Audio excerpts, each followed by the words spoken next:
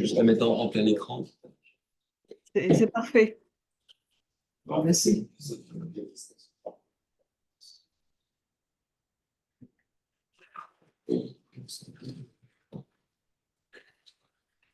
Il est ouvert avec. C'est où?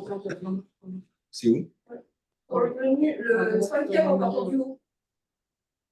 Cinquième menu. Non, dans le menu, ça a ouvert tout à droite. Ouais. Ah oui. Ça y était, ouais. Merci. Ah ouais, non, mais je peux voir là-dessus. Ok. Bon. Ouais, je peux regarder.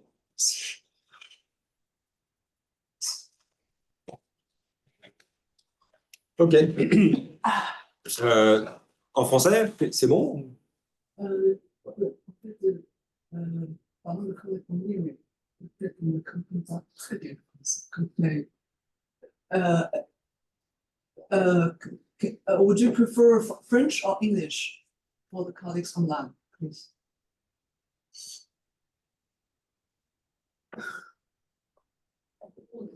Français, allez, français.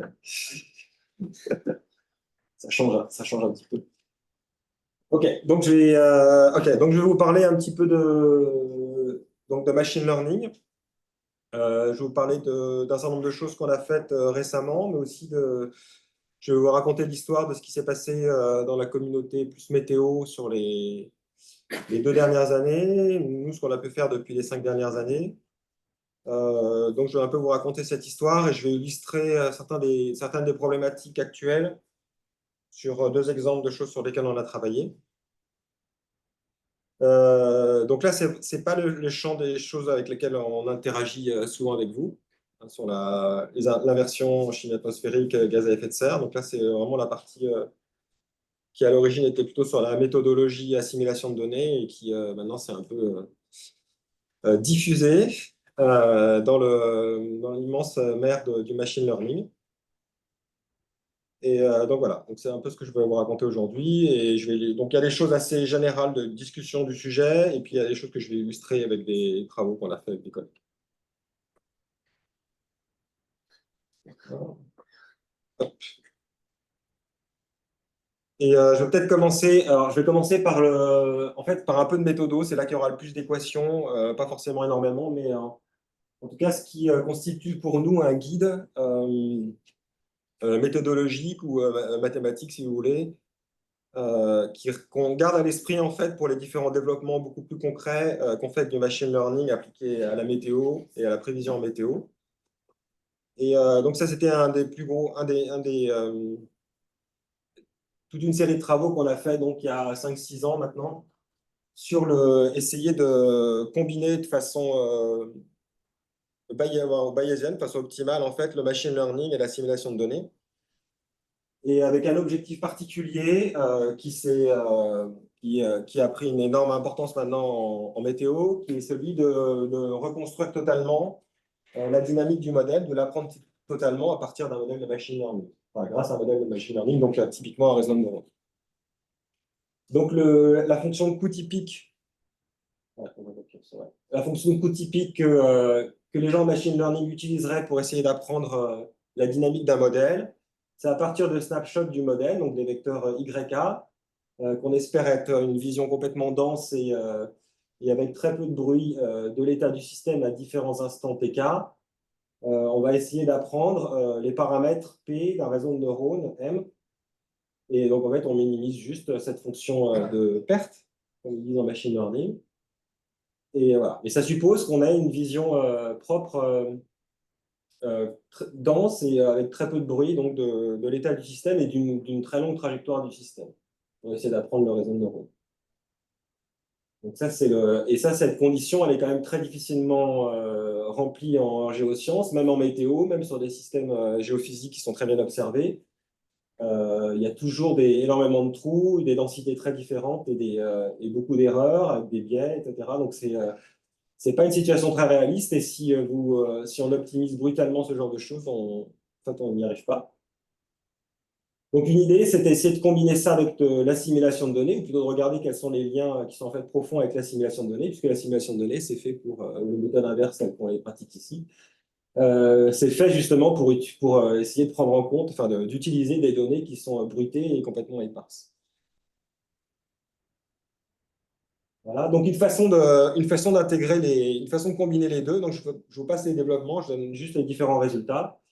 C'est d'écrire, alors il y a une formulation complètement bayésienne à ça, mais on peut écrire la fonction de coût finale, en fait, qui est en fait cette fonction de coût avec deux termes. Une qui est l'écart aux observations, qui est une fonction de coût complètement classique en assimilation de données, que vous connaissez bien.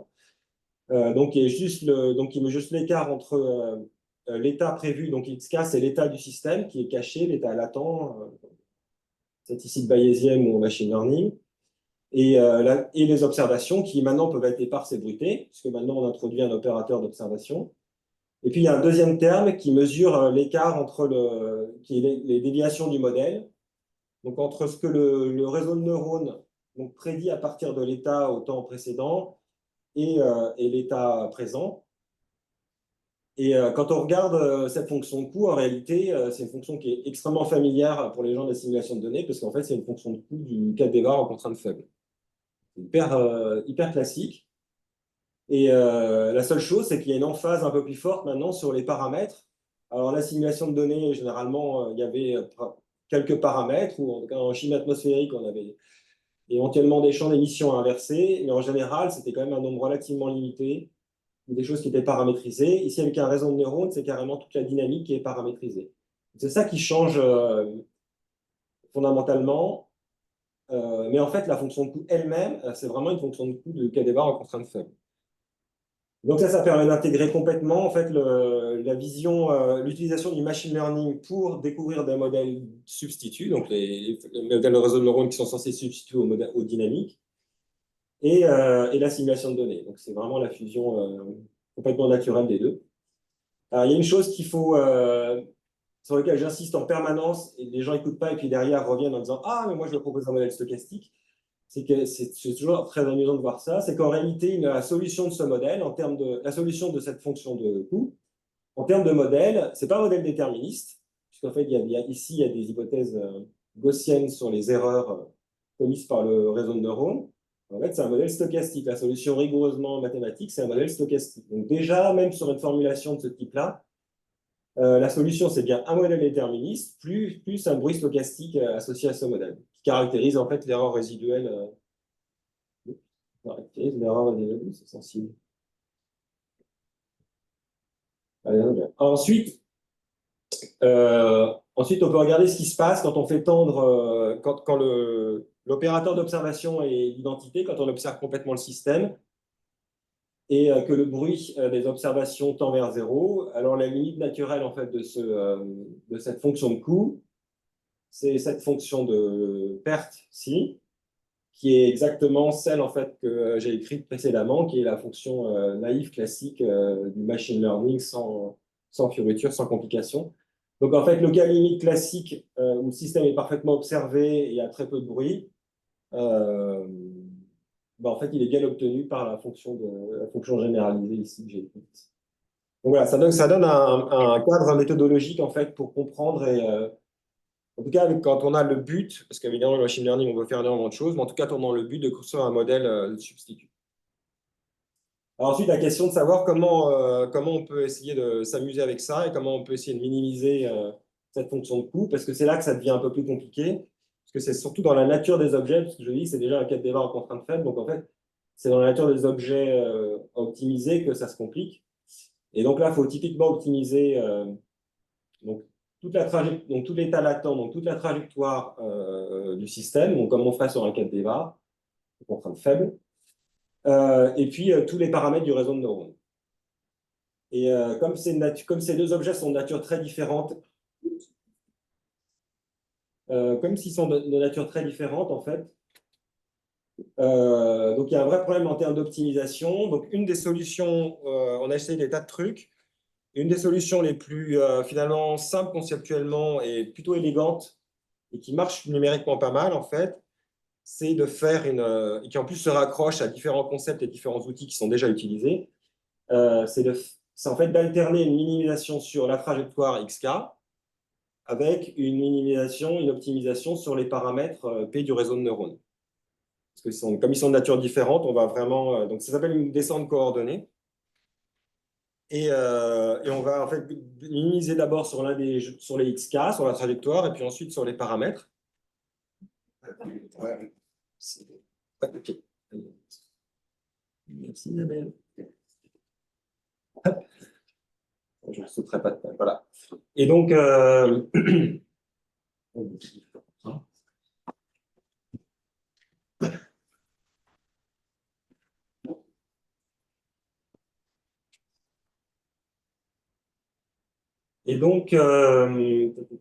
voilà. Donc on commence par exemple, on commence par une première idée qu'on peut avoir sur le jeu de paramètres du réseau de neurones.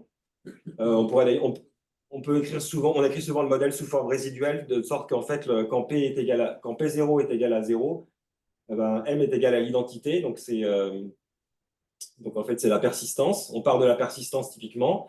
Et ensuite, on va figer les paramètres du réseau de neurones et en fait, on va minimiser comme un cadévar en contrainte faible. On minimise, en fait, on réalise là, vraiment une expérience d'assimilation de données qui est classique. Alors, si vous n'avez pas si le cadévar en contrainte faible est trop coûteux, on peut utiliser n'importe quelle méthode qui sera sous-optimale, mais peu importe, n'importe quelle autre méthode d'assimilation de données, votre méthode d'assimilation de données préférée, par exemple comme un fil de Kalman d'ensemble, ou un lisseur, ou un cadévar en contrainte forte. Enfin, il y a des tas de choses qu'on peut utiliser dans cette étape-là. L'important, c'est d'avoir une estimation à la fin de la trajectoire. Donc, c'est XA. Voilà. Et ensuite, on fige cette analyse de la trajectoire. Et maintenant, on va minimiser ça sur P. Et là, on se ramène à une fonction de perte classique du machine learning. Et ça nous donne une estimation, donc on optimise, et ça nous donne une nouvelle estimation de P qui va être P1. Et ensuite, on boucle. Donc ça, c'est la descente coordonnée, et ça permet de minimiser cette fonction de coût. En fait, je n'ai pas mis sur ce transparent, mais en fait, il y a une vision encore un peu plus aérienne, mathématique et plus propre encore, qui est de voir ça comme une méthode d'expectation maximization, donc espérance maximisation, pour les plus matheux d'entre vous, qui en plus rigoureusement garantit la convergence de cette descente coordonnée. En tout cas, c'est la méthode algorithmique pour vraiment essayer d'apprendre un modèle substitut à partir d'un jeu de données d'observation qui sont brutées et partielles. Ce que ne peut pas faire le machine learning tel quel. Donc voilà. Donc ça, c'est le framework en fait, qu'on avait développé et qui nous sert toujours de guide en fait, intellectuel pour les différents développements qu'on peut continuer à faire. Donc ça, c'est un exemple très rapide pour vous montrer le genre de jeu auquel on avait joué autrefois. Là. Donc ça, c'est le modèle de Kuramato-Shibatinsky, qui est un modèle chaotique unidimensionnel continu, qui est très classique chez les dynamiciens, les gens en mathématiques appliquées, donc on connaît aussi en assimilation de données. Et qui ressemble un peu au Lorenz 96, sauf qu'il est continu. Et voilà une trajectoire de référence typique. Et voilà une trajectoire du modèle de réseau de neurones qui a été appris en partant d'une même condition initiale. On a la comparaison des deux, et ça, c'est la différence entre les deux. Et comme c'est un modèle chaotique, de toute façon, les deux trajectoires finissent par se diverger. Et là, ils le font pour les dynamiciens au bout de 6 temps Lyapunov, donc ça veut dire que c'est très lointain quand même dans le futur. Ça, c'est les jeux auxquels on jouait il y a quelques années. Mais on a de toute façon été tous un peu débordés par le jeu auquel les GAFA se sont livrés et dont je vais vous parler maintenant. Mais peut-être, oui, il y avait un slide un peu en tout cas, on va vers ce sujet. La raison pour laquelle on s'intéresse à la construction de modèles substituts, parce qu'il y a des raisons qui sont, en scientifique, ça c'est à peu près évident, mais il y a des tas de raisons pratico-pratiques qui changent complètement la donne par rapport à ce qu'on pouvait faire avec des modèles réduits il y a on va dire 5 ans ou 10 ans. C'est que d'abord, tout ce modèle de réseau de neurones que vous allez apprendre, vous le faire tourner naturellement maintenant sur des GPU ou des DPU, ce qui est GPU pour nous. Ce qui fait qu'ils sont beaucoup plus rapides. Ils sont probablement beaucoup plus rapides que le modèle qu'ils sont censés représenter. La deuxième chose, c'est que tous ces modèles sont développés à l'aide de librairies qui ont été développées par soit la communauté, soit en conjonction avec les GAFA, donc typiquement avec Facebook et Google. Ce qui fait qu'en fait, on peut s'appuyer sur tous les développements qui sont faits avec ces librairies. Et puis, il y a énormément de choses qu'on peut utiliser. Et donc, la première des choses, c'est que c'est la rapidité dont je viens de parler. Donc, le fait que naturellement, ces codes tournent sur GPU. Et donc, une des premières conséquences, c'est qu'on peut faire des simulations pardon, on peut faire de la prévision d'ensemble ou de la simulation d'ensemble de façon très simple. En plus de façon tensorielle, c'est vraiment très facile. Et donc, on peut éventuellement avoir plusieurs milliers, dizaines de milliers de trajectoires, alors qu'avant, c'était beaucoup plus coûteux en fait, de faire tourner avec le modèle physique. Et la chose encore la plus importante, finalement, c'est que comme la plupart de ces langages ou de ces librairies sont différenciables ou autodifferenciables, en fait, on a, enfin, c'est un peu plus qu'un bonus, en fait, on peut s'appuyer carrément, on a à disposition l'adjoint et le tangent linéaire de ces modèles substituts. Voire même, si vous développez votre modèle physique avec certains de ces langages, hein, comme Julia ou Python que vous coupez à Jax, ou vous l'écrivez en TensorFlow ou PyTorch, vous avez carrément l'adjoint, avec un peu de travail, mais pas beaucoup, vous avez carrément l'adjoint du modèle. Donc en fait, ce qui s'est passé, c'est que tranquillement, subrepticement, en fait, ils ont ce problème, notre fameux problème de l'adjoint qu'on avait depuis 20 ans, et pour ceux qui étaient présents avant encore beaucoup plus longtemps, il est quand même en passe d'être résolu. Voilà, et c'est parce que voilà, il y avait la force des GAFA quoi, qui sont venus. C'est ça en fait ce qui s'est passé. Hein, c'est la première des raisons. La donne, enfin, les choses ont changé. C'est l'une des toutes premières raisons pour lesquelles les choses ont changé. Donc c'est pas spécialement glorieux, mais la réalité c'est ça. Hein. Et c'est qu'un des gros problèmes sur lesquels la communauté assimilation de données butait, et dans toutes ces. Voilà. C'est maintenant l'adjoint, on n'a pas besoin d'investir 3 ans, 4 ans, 5 ans avec un truc qui sera abandonné ensuite. Maintenant, on peut avoir une vision pérenne sur le développement de l'adjoint. Voilà. Ok, donc maintenant je vais vous raconter un peu ce qui s'est passé. Alors peut-être pas, je vais pas y passer trop de temps, mais ce qui s'est passé sur les 2 dernières années. Donc ce jeu, là je vais faire une introduction un peu théorique sur le jeu de construire des modèles substituts. Et donc c'est un jeu qui a été, voilà, ce jeu formel, en fait, il a commencé à être joué par certains acteurs, par certains ingénieurs ou chercheurs. D'abord quelques-uns dans leur coin, comme Keisler, par exemple. C'était il y a 2 ans et demi maintenant. Et puis, voilà. Et ils se sont appuyés sur autre chose sur lequel je vais revenir, c'est que ils se sont appuyés sur des développements techniques, sur une mise en forme propre et nette des RA5, de la base de données RA5, qui a facilité pas mal les choses, notamment par Stéphane Rasp et les collaborateurs. Ils ont rendu accessible, y compris des gens qui n'étaient pas dans la météo, RA5 à différentes résolutions, et ça a permis de jouer beaucoup plus rapidement, beaucoup plus facilement. Donc ça, c'est un autre ingrédient avec tous les développements dont je vous ai parlé avant. En tout cas, voilà. Premier coup de semonce là, de Keisler, donc, qui apprend avec la base de données RA5 un modèle météo, alors qui n'est pas aussi fin que celui du centre européen, mais enfin, on atteint déjà un degré de résolution, il n'y a pas toutes les variables, il y en a quelques-uns, certaines altitudes. Il n'empêche qu'on a des niveaux de performance qui sont complètement comparables, qui sont de l'ordre de ce qu'on peut atteindre en fait avec les modèles du centre à la même résolution. Donc arrive ensuite, un petit peu après, NVIDIA, le premier papier d'NVIDIA avec Forecastnet, et qui commence à descendre en résolution et qui se compare. Alors il y a des claims, dès le départ, ils se prétendent meilleurs que le centre européen. Bon, alors il y a raisons techniques sur lesquelles je reviendrai, pour lesquelles en réalité, ce n'est pas vrai. En tout cas, il y a 1 an ou 2 ans. Alors aujourd'hui, les choses ont changé. Mais en tout cas, les premiers claims n'étaient pas vraiment justifiés.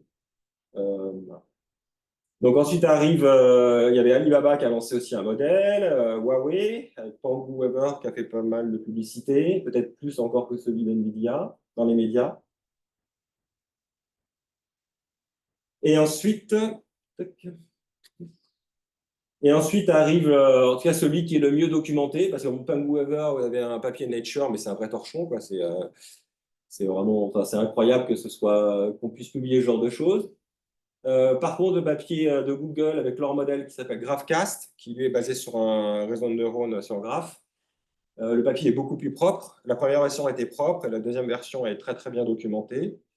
Donc c'est beaucoup mieux, c'est beaucoup plus propre d'un point de vue scientifique, c'est beaucoup plus satisfaisant, technique et scientifique. Et donc là, à nouveau, on descend encore plus en résolution et on atteint des niveaux de performance qui sont vraiment comparables à la même résolution à ce qu'on peut faire au centre européen. Après, il y a les modèles de fondation type Climax de Microsoft. Alors, je ne veux pas en parler trop. Enfin, il y a d'autres contributions. Il y a un très beau laboratoire d'IA à Shanghai qui est fait, c'est fait nous.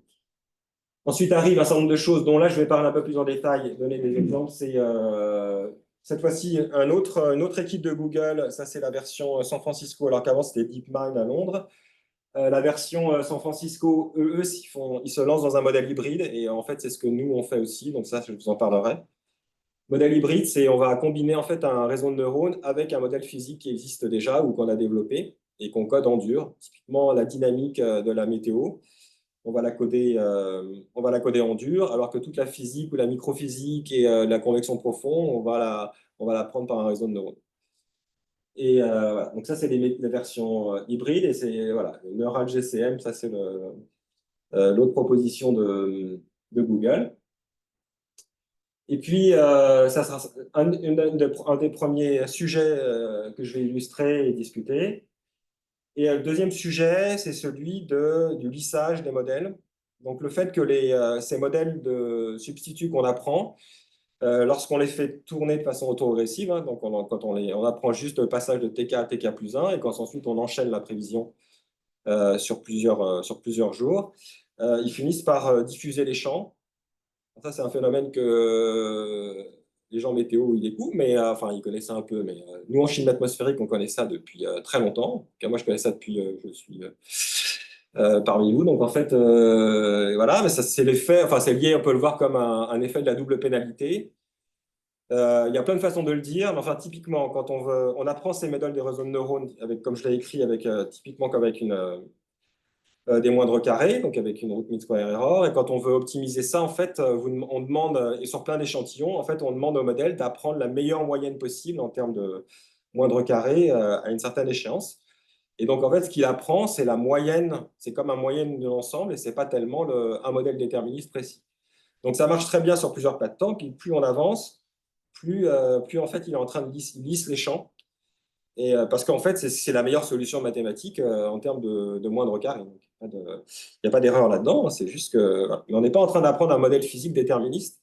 On est en train d'apprendre la meilleure façon d'obtenir des prévisions en termes de moindre carré.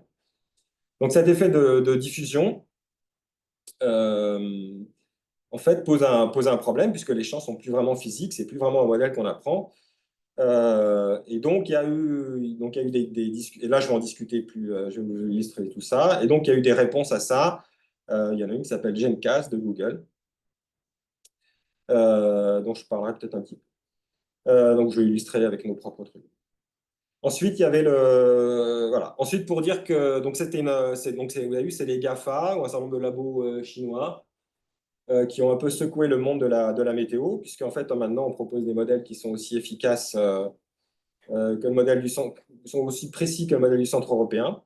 Moi, je vais discuter un peu de ces détails-là. Mais... Donc la réponse était quoi? Quelle est la réponse que les services météo donnent à ça?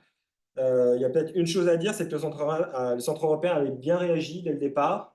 Il y avait une feuille de route sur le machine learning et l'IA qui a été établie relativement tôt, il y a 5 ans. Donc, à chaque fois, ils ont vraiment bien réagi, bien anticipé, avec, je pense, de façon quasi optimale, même a posteriori, on peut dire ça. En tout cas, moi, c'est ce que je dis. Donc eux, puis ils n'ont pas essayé de tout réinventer. Donc ils ont repris typiquement GraphCast, là, le modèle de Google DeepMind, et ils l'ont mis à leur sauce, ils l'ont réimplémenté, ils l'ont étendu, voilà, ils l'ont fait, ils se le sont appropriés. Et donc maintenant, il y a donc l'IFS, c'est Integrated Forecasting System, c'est le modèle de prévision du Centre européen. Et ils ont créé leur version purement apprise par du machine learning, donc la version purement réseau de neurones, qui s'appelle AIFS, et qui est basée originellement sur GraphCast. Ok, donc ça c'est donc si vous allez sur le site du Centre européen, ils font tourner en fait, ils font tourner de façon journalière la plupart de ces modèles d'IA pour se comparer à l'IFS et à AIFS. Donc c'est voilà, c'est le Centre européen, donc vous y allez, vous pouvez vous comparer, regarder s'il y a des différences majeures ou pas, et de temps en temps il peut y en avoir.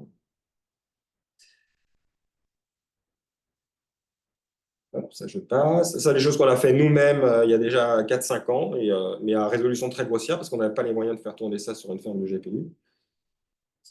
Mais en fait, tout le monde est capable en fait, de faire pratiquement son propre modèle de réseau de neurones de météo à une résolution grossière. Sauf si vous avez des moyens de vous acheter une ferme de GPU.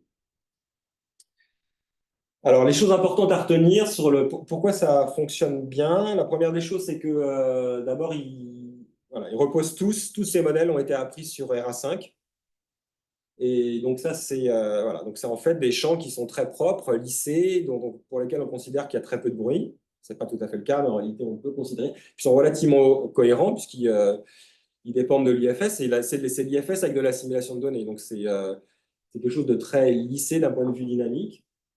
Donc en réalité, c'est quelque chose voilà, qui se prête bien au jeu que je vais montrer de la fonction de perte avec du machine learning. Donc ça, c'est la première des choses à savoir. Donc en fait, il y a le problème de l'œuf et la poule, à savoir si on voulait aller plus loin, eh ben, il faudrait avoir un jeu de données étendu d'ERA5 s'ils veulent améliorer encore leur modèle. Ben oui, mais ça se fait avec un modèle physique, ça, et de la simulation de données. Donc on ne peut pas tout à fait remplacer encore le modèle physique et la simulation de données. Donc il y a un vrai problème.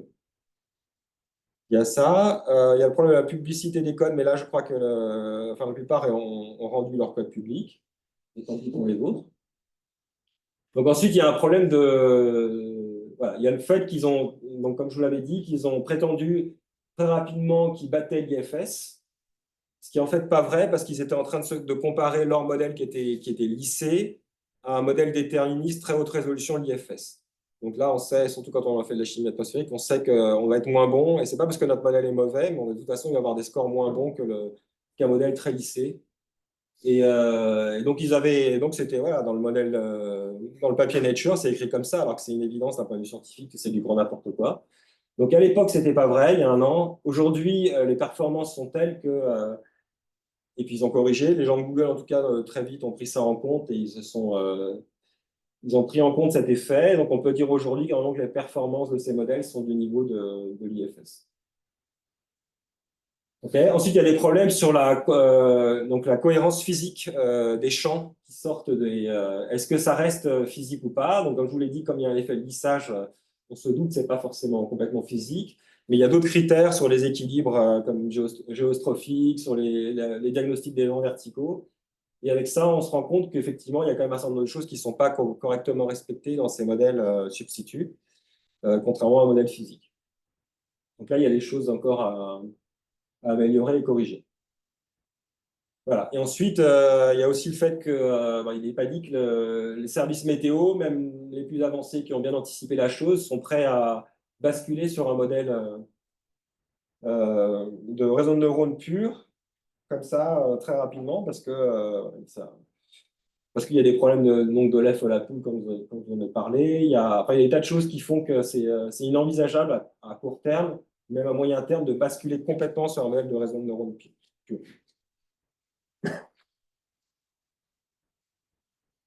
Ok, donc maintenant je vais vous parler de deux des aspects que j'ai mentionnés. Le premier, c'est le caractère hybride. Le caractère hybride une approche possible, c'est d'hybrider donc un modèle physique à un réseau de neurones, et ça, je vais vous parler un peu de ce qu'on a fait là-dessus.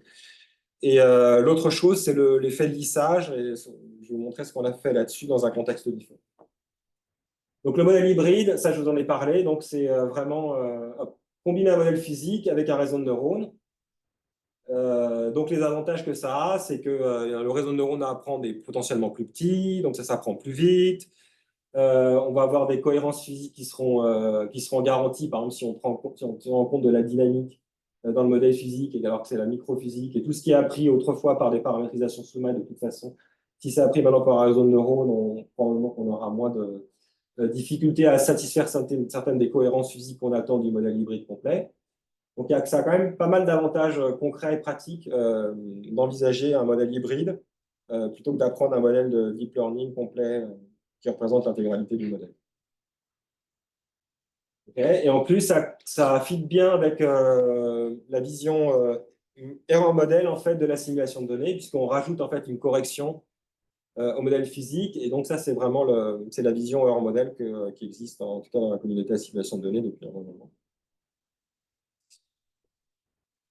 Et donc, en fait, ça fit même plus que bien, ça même jusqu'au niveau mathématique. Et donc, ça aide beaucoup à implémenter ce genre d'approche hybride en fait, dans des choses qui existent déjà, notamment dans la méthode d'assimilation de données au Centre européen.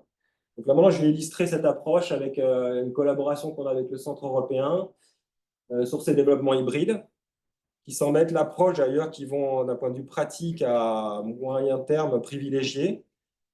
Non pas, ils vont continuer à développer leur modèle à IFS. En tout cas, d'un point de vue purement pratique, pour les performances opérationnelles de leur système de prévision, c'est peut-être l'approche qu'ils vont privilégier. Donc, c'est un projet qui est surtout mené par Alban Farchi, dans mon équipe, qui a basculé depuis hier au Centre européen, au moins partiellement. Enfin, non, complètement, mais physiquement, partiellement. Donc là, l'idée, c'est le modèle physique, ça sera l'IFS complet, et on rajoute un réseau de neurones, une correction de type réseau de neurones. Et ensuite, l'idée, c'est qu'on va vouloir apprendre le réseau de neurones à travers l'IFS. Donc ça, c'est quand même pas simple. Donc l'idée a été de s'adapter de tout le formalisme mathématique que vous avez, d'essayer de le comprendre, de s'en servir comme guide et essayer de s'adapter à l'IF, en fait, à tout le système d'estimation de données du Centre européen sans trop les brusquer parce que jamais ils auraient accepté. Voilà, donc il fallait s'adapter, regarder comment leur code, parce qu'ils ont une version du 4D var en contrainte faible qui est relativement simple, qui est utilisée dans la stratosphère. Et en fait, on s'est appuyé pour ça, pour essayer de mettre la partie réseau de neurones. Il y a le fait aussi qu'on ne veut pas changer de langage comme ça, donc il faut s'adapter au fait que l'IFS est écrit en Fortran, même si il y a potentiellement derrière pour réguler tout ça. Mais en tout cas, la plupart des IFS est écrit en Fortran, donc en fait, il fallait nous qu'on développe une librairie de réseau de neurones simple, juste adapté à ce dont on avait besoin, mais qui soit écrit en Fortran et qui puisse s'interfacer à l'IFS. Donc c'est ce que Alban et Martin ont fait en fait, et vous pouvez trouver le code là-bas, il est libre. Donc, on a développé la librairie sur des couches qui sont relativement simples pour le réseau de neurones parce qu'on n'avait pas besoin forcément de quelque chose de très compliqué. Et surtout, ça s'insère, cette addition du réseau de neurones s'insère parfaitement, en fait, on a fait en sorte qu'ils s'insèrent parfaitement dans leur code d'assimilation de données, qu'ils utilisent, en fait. Donc, ça, c'est typiquement en noir, c'est le code actuel. Et en rouge, c'est ce qu'on ajoute en fait pour insérer le réseau de neurones et ensuite être capable d'apprendre, calculer le gradient complet à travers l'IFS complet. Et donc, en rouge, c'est ce qu'il faut rajouter pour que l'extension modèle hybride fonctionne. Donc, c'est vraiment minimal. En tout cas, quand on l'écrit de façon algorithmique, c'est relativement minimal. Après, il y a du boulot, évidemment. OK. Il y a plusieurs choses qu'on a explorées. Une fois qu'on a mis en place tout ça, il y a deux choses qu'on avait explorées. Il y a le potentiel en termes offline, c'est-à-dire qu'on va apprendre ce réseau de neurones de façon complètement offline avec plusieurs années de météo, et on l'apprend comme on fait la plupart du temps en machine learning. On l'apprend, on fait comme une réanalyse, on l'apprend complètement indépendamment. Il y a l'autre version qui est la méthode online, où cette fois-ci, on fait de la simulation de données, ou carrément donc séquentielle, où non seulement on corrige l'état du système, mais en plus on corrige les paramètres du réseau de neurones. Donc on apprend à la volée en fait aussi bien le réseau de neurones que l'état du système comme on ferait classiquement. Voilà. Okay. Et le modèle de réseau de neurones qu'on a construit, et donc c'est là qu'on n'a pas forcément besoin d'un réseau de neurones monstrueux. Donc c'est un modèle qui est 1D, qui est un modèle colonne en fait. Alors il dépend de la latitude et longitude, hein, vous faites dépendre explicitement en entrée de la latitude et de longitude et du temps, etc. Mais ça reste un modèle 1D, ce qui fait on peut utiliser un réseau dense, on a implémenté aussi des couches de convolution, mais en fait là c'est juste un réseau dense. Et donc on a juste 1 million, typiquement dans la configuration actuelle, il y a typiquement quelques millions, 1 million à quelques millions de paramètres. Ce qui est quand même très peu par rapport aux milliards de variables qu'il y a juste à un instant T dans l'IFS. Donc voilà. Mais en fait, évidemment, c'est cohérent avec le fait qu'on veut d'abord apprendre des processus physiques en fait, dans le modèle, alors que la dynamique, on pense qu'elle est très bien décrite par l'IFS actuellement avec l'implémentation de Navier-Stokes au sein du modèle. Okay. Et donc là, je vais passer relativement vite, c'est juste les expériences. Donc il y a une succession de papiers qu'on a faites, et le dernier qui a été soumis il y a quelques mois, c'était jusqu'à l'implémentation et les tests presque officiels dans l'IFS. Et donc il y a un gain, donc on a un gain objectif en fait de 1 à 2% en termes de performance, mais par rapport à l'IFS. Donc c'est quand même, pour la météorologie, météorologue, c'est pas mal du tout. Donc en bleu, c'est les gains en termes de perf, et en rouge, donc c'est les dégradations. Alors on arrive à comprendre la plupart pas tout, mais il y a un certain nombre de choses qu'on comprend bien. Par exemple, dans la stratosphère, on comprend bien pourquoi on a un gain, parce qu'on corrige le biais énorme qu'il y a dans la stratosphère. Il y a d'autres choses qu'on comprend bien, tout n'est pas complètement compris encore. On comprend bien sur toute la version offline, sur la version online, c'est pas aussi évident. Là, il y a encore du travail à faire. Et en tout cas, les bons météorologues, ils vont à la fin en fait produire des cartes de ce type-là, qui est une sorte de résumé des performances de la modification que vous avez faite à votre modèle ou à votre système d'assimilation de données. Et le but, c'est d'avoir un maximum de bleu par rapport au rouge. Et on finit par adopter la modification du système quand il y a suffisamment de bleu par rapport au rouge. Et donc là, c'est les cartes de score qu'on obtient avec donc l'apprentissage actuel du réseau de neurones. Donc ça, c'est la version hybride. Ça, c'est les résultats du modèle hybride, en fait, qui donc complémente l'IFS. Donc voilà, c'était un premier exemple. Le deuxième exemple, le deuxième thématique exemple sur lequel j'aurais discuté, c'est celui du problème du lissage des champs. Donc quand on itère le modèle substitut, on l'itère, et donc les champs finalement se lissent de plus en plus. Et ce qui n'est pas physique, qui est très bon en termes de score, mais qui n'est pas physique. Et nous, le problème c'est concrètement posé en fait sur un projet qui n'est pas en météo, qui est sur la glace de mer, qui est le projet SACIP, qui est financé par la Fondation Schmidt Science, et qui est pour lesquels en fait on avait un des objectifs, c'était d'apprendre un modèle substitut pour la glace de mer, pour l'Arctique. Donc ça, c'est un travail qui a été fait dans la thèse de Charlotte Durand, ou qui est en train de se terminer dans la thèse de Charlotte Durand. Elle a pris un modèle en fait un modèle substitut pour la glace de mer, en particulier pour l'Arctique. Alors par rapport à la météo, l'avantage c'est que c'est 2D, pas 3D. Le désavantage ou l'intérêt d'un point de vue scientifique, c'est que c'est multifractal. C'est la dynamique est en fait beaucoup plus difficile encore que la météo, parce que c'est multifractal, c'est anisotrope, il y a ça comme stochastique, il y a même des corrélations parfois à longue portée. C'est légèrement chaotique, hein, pas autant que la météo, mais il y a des tas de choses qui font que c'est beaucoup plus difficile. Cette dynamique en fait finalement très difficile à représenter.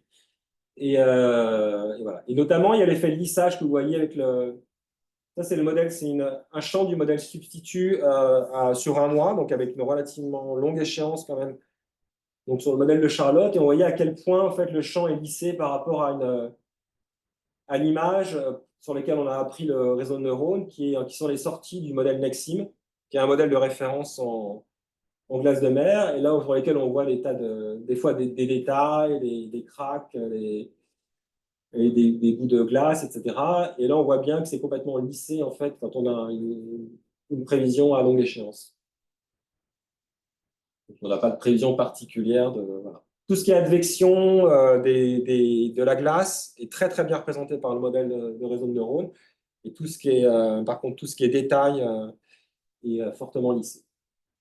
Donc c'est le même problème, encore plus accentué probablement qu'en météo. C'est vraiment la même chose.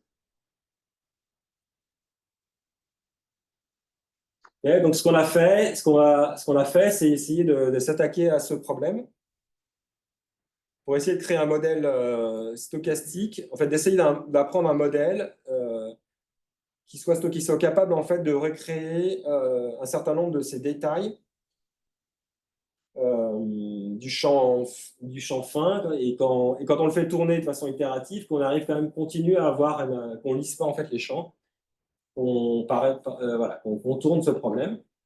Et donc pour faire ça, on a commencé à se mettre dans un contexte un peu plus numériquement un peu moins coûteux. Et là, donc ça, c'est Tobias Finn qui a fait ça, qui travaille sur ce sujet. Et donc, on s'est placé juste d'abord dans un premier temps, après on repasse à l'Arctique, mais sur une des régions de l'Arctique, parce que là, les méthodes de machine learning sont plus sophistiquées, donc ça, c'est coûteux. Donc, pour le développement, on est passé sur des choses un peu plus petites avant à nouveau de passer à l'échelle de l'Arctique. Et donc, on a recréé à nouveau un modèle déterministe, mais pour des petites régions de l'Arctique. Donc voilà, donc on a commencé par réapprendre un modèle déterministe. On va faire le travail qu'a fait Charlotte, dans un contexte un peu différent. Et puis maintenant, on va essayer d'apprendre, une fois qu'on a appris ce modèle déterministe, on va essayer d'aller un cran plus loin et d'utiliser une technique dont vous avez entendu parler, qui est la diffusion, donc les denoising diffusion models en machine learning. Donc, qui sont des modèles d'IA générative qui permettent justement d'essayer de créer des images. Alors, typiquement, si c'était de l'Arctique, si c'était juste un problème d'image, ce serait justement d'engendrer des images typiques de l'Arctique qui ne soient pas complètement lissées, mais qui représentent bien, de façon un peu stochastique et aléatoire, toutes ces crevasses, tous ces canaux, etc., qui sont créés notamment dans la zone marginale de fond de l'Arctique, mais aussi lors des périodes de glaciation et de fonte de l'Arctique.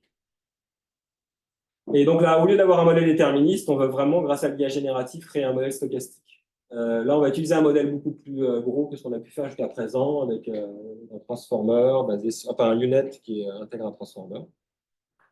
Et là, je vais vous parler un peu plus fondamentalement de la méthode d'Innotion Diffusion Model, donc cette méthode qui est très en vogue en IA. Et donc,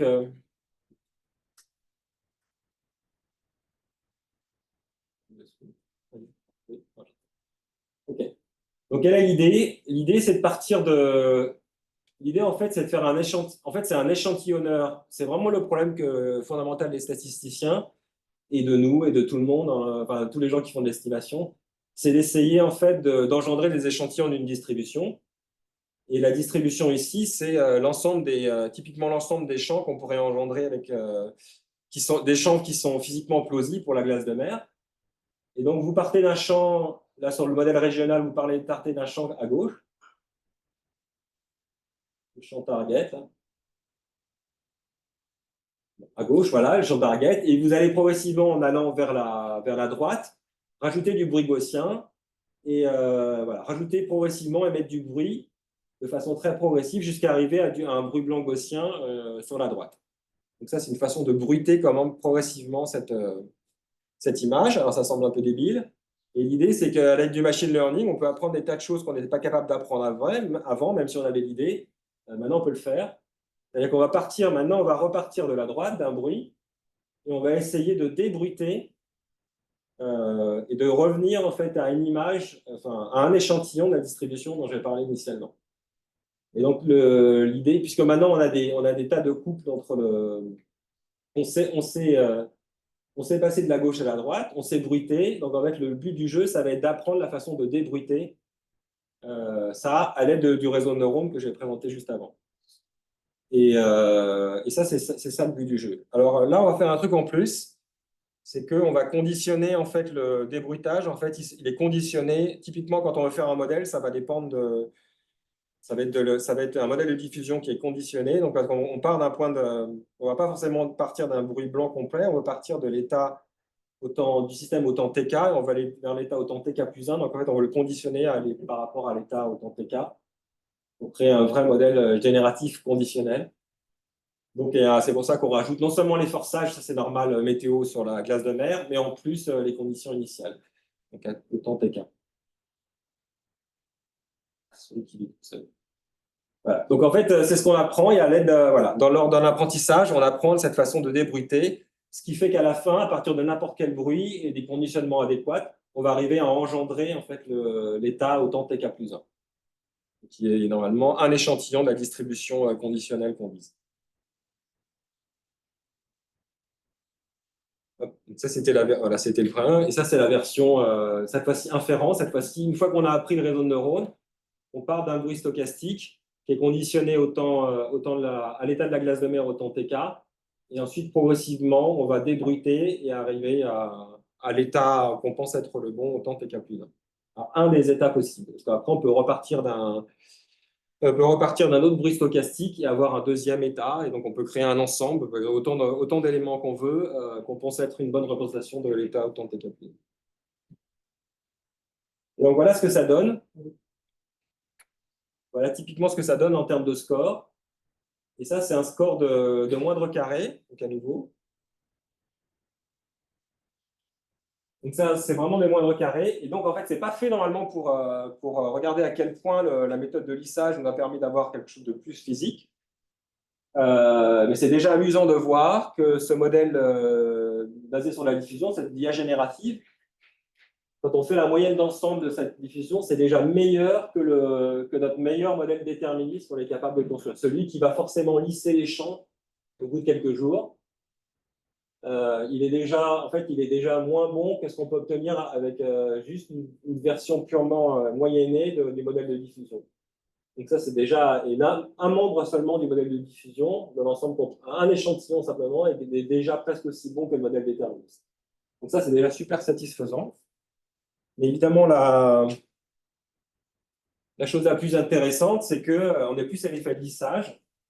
Et là, on le voit bien sur un spectre de puissance, en fait. Donc ça, c'est les grandes échelles donc, de la glace de mer. Ça, ce sont les petites échelles, donc les petits détails, ce justement qu'on perd avec le modèle déterministe. Que là, il y a beaucoup moins d'énergie sur ces petites échelles que le moderniste. C'est ça qui explique ça, c'est la transcription énergétique spectrale de la capacité du modèle déterministe à avoir les petits détails, donc de tout lisser.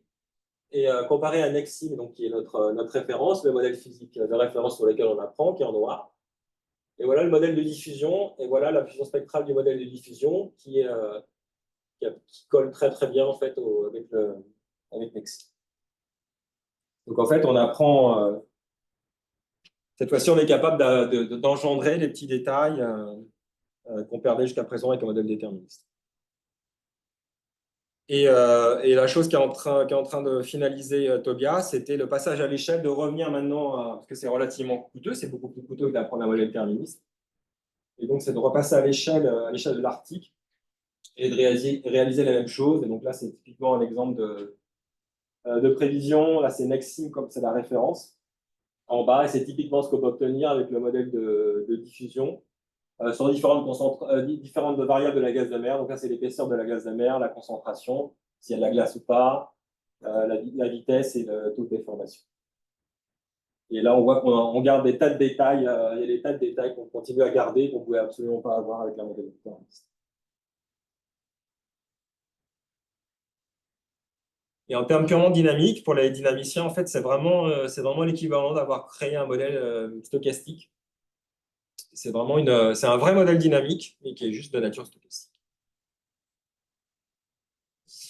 Alors, ouais, je vais peut-être vous parler juste en 5 minutes des dernières choses sur lesquelles on travaille.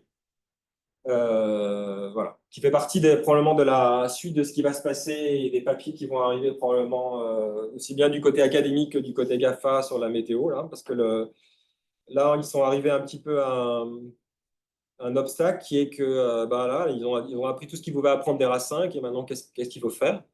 Alors, on peut utiliser des champs opérationnels du centre européen, donc c'est des extensions qui se passent actuellement.